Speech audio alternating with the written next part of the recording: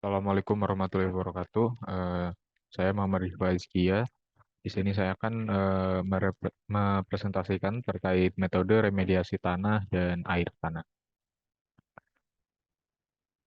Untuk metode remediasi yang pertama, di sini ada metode pump and treat. Jadi untuk metode pump and treat ini merupakan metode yang sangat umum digunakan dalam remediasi air tanah, di mana metode ini dilakukan dengan membuat sumur pompa pada aquifer yang tercemar atau pada plume yang terdapat pada aquifer untuk dilakukan ekstraksi, sehingga air yang tercemar akan dipompa ke atas dan akan dialirkan menuju fasilitas pengolahan. Untuk metode pump and treat ini sendiri, ini mampu untuk melakukan pengolahan pada kontaminan berupa NaPl pada fraksi terlarut NaPl yaitu non-aqueous phase liquid. Untuk tahapan dari pump and treat ini ada tiga tahapan. Yang pertama ekstraksi, di mana air tanah yang terkontaminasi itu akan dipompa dari aquifer menggunakan sumur pompa. Yang selanjutnya, setelah dilakukan pemompaan atau ekstraksi air tanah yang tercemar, akan dilakukan treatment atau pengolahan pada fasilitas pengolahan. Ini dapat menggunakan berbagai teknologi pengolahan seperti filtrasi, pengolahan kimia, maupun proses biologi. Selanjutnya, setelah dilakukan pengolahan, maka air yang telah diolah itu dapat dibuang menuju badan air seperti sungai atau laut, waduk. Selain itu juga dapat digunakan kembali untuk keperluan tertentu, misalkan irigasi, atau bisa juga kembali diinjeksikan ke dalam aquifer.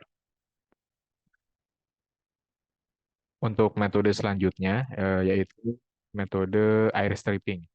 Untuk metode air stripping ini merupakan metode pengolahan air tanah tercemar di mana melibatkan penggunaan udara untuk menghilangkan volatile organic compound atau VOC dari air tanah yang tercemar.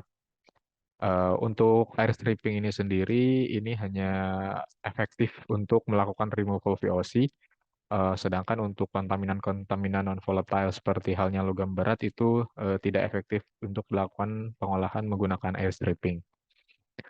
Untuk eliminasi VOC-nya sendiri pada metode air stripping ini dilakukan dengan merekayasa luas permukaan dari air tanah. Jadi air tanah itu akan di-spray melalui metode spray menjadi butiran-butiran air yang kecil sehingga luas permukaannya itu meningkat.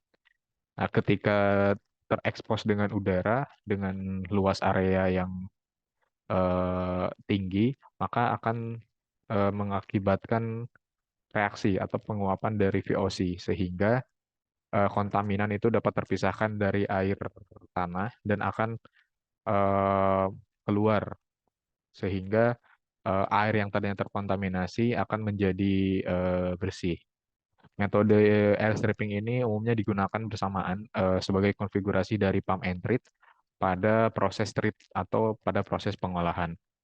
Ini merupakan gambar dari air stripping tower, di mana air yang terkontaminasi dari atas akan dispraykan menjadi butiran-butiran kecil sehingga terjadi peningkatan luas permukaan dan melalui material packing, di mana akan mengakibatkan reaksi penguapan dari VOC.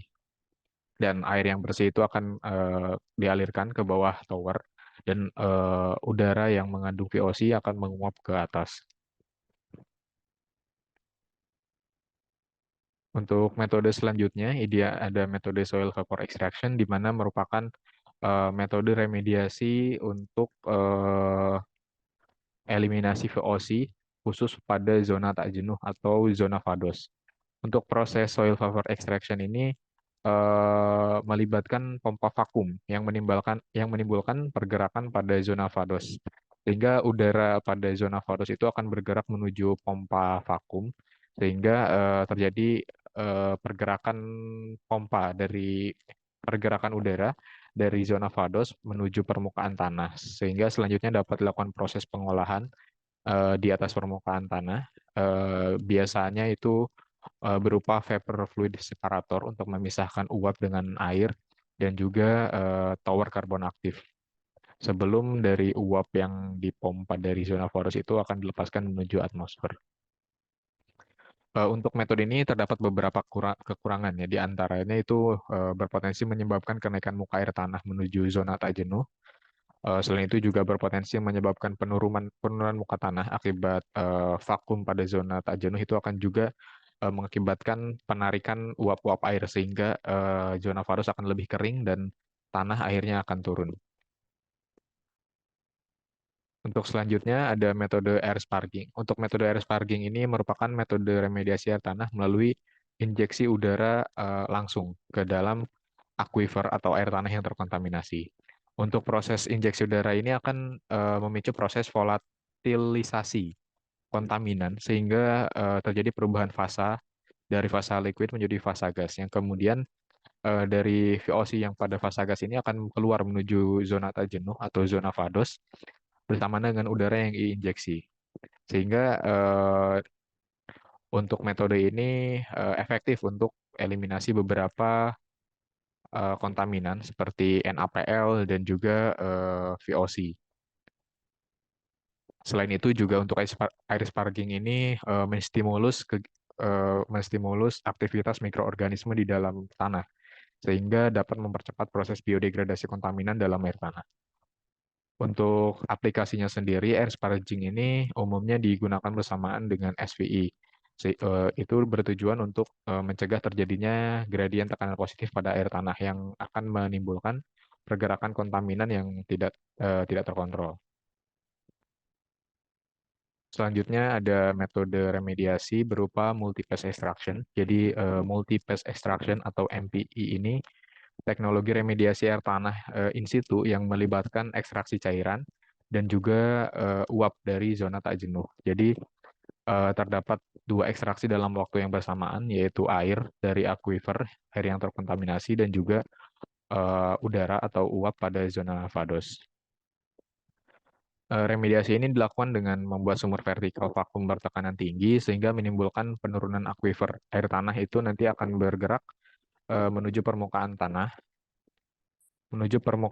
untuk dilakukan pengolahan. Nah, dari penurunan muka air tanah itu maka akan tercipta eh, zona yang tak jenuh sehingga uap itu akan masuk ke dalam sumur vakum dan akhirnya terjadi soil vapor extraction atau ekstraksi uap pada tanah. Untuk metode ini umumnya digunakan pada tanah dengan permeabilitas sedang dan juga untuk metode ini efektif untuk melakukan treatment pada kontaminasi NaPl dan juga VOC. Untuk selanjutnya, untuk studi kasus yang saya ambil ini yaitu kecelakaan kereta yang terjadi pada tanggal 3 Februari tahun 2023 di Amerika Serikat. Jadi kereta tersebut anjlok dan kemudian meledak serta terbakar yang mengangkut senyawa kimia. Berdasarkan rilis dari US EPA, senyawa kimia yang angkut itu adalah senyawa-senyawa BTEX, sehingga kecelakaan tersebut mengakibatkan pencemaran BTEX di wilayah East Palestine, Ohio.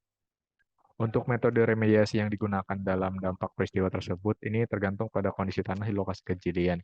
Untuk ketika tumpahan senyawa BTEX ini tumpah pada tanah yang dengan permeabilitas sedang, sehingga pergerakan senyawa BTEX dalam zona tak jenuh akan relatif lebih lama sebelum masuk ke dalam aquifer, maka dapat digunakan soil vapor extraction.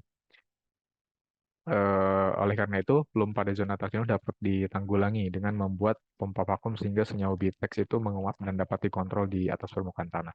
Sedangkan apabila intrusi dari senyawa BTEX itu sudah sampai pada aquifer, maka dapat digunakan metode multi-pass extraction. Penggunaan metode MPE ini merupakan strategi yang tepat untuk menanggulangi penyebaran film kontaminan BTEX pada tanah dan air tanah di lokasi kejadian.